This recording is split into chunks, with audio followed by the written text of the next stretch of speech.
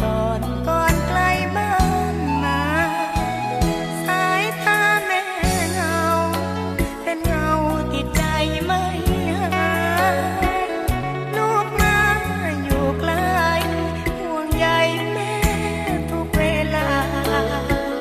สู้งานเหนื่อยกายอ่อนใจเมื่อเจอปัญหาหลายคราวอยากทอดใจ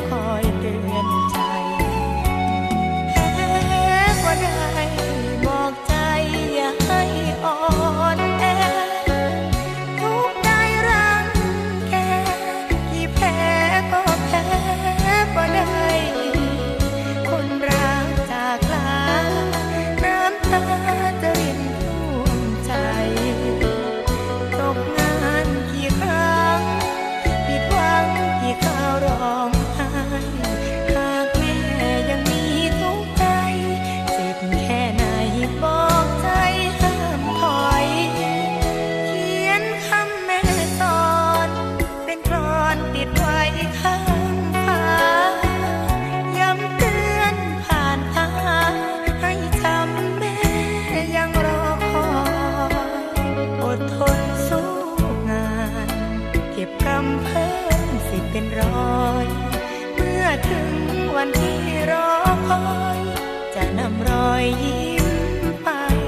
กราบแม่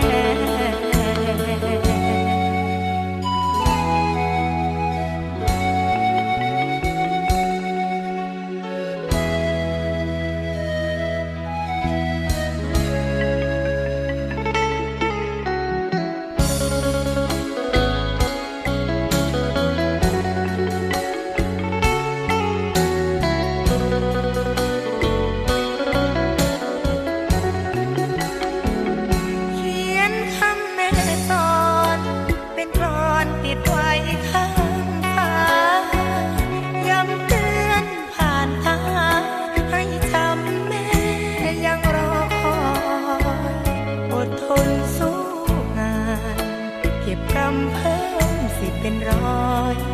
เมื่อถึงวันที่รอคอยจะนำรอยยิ้ม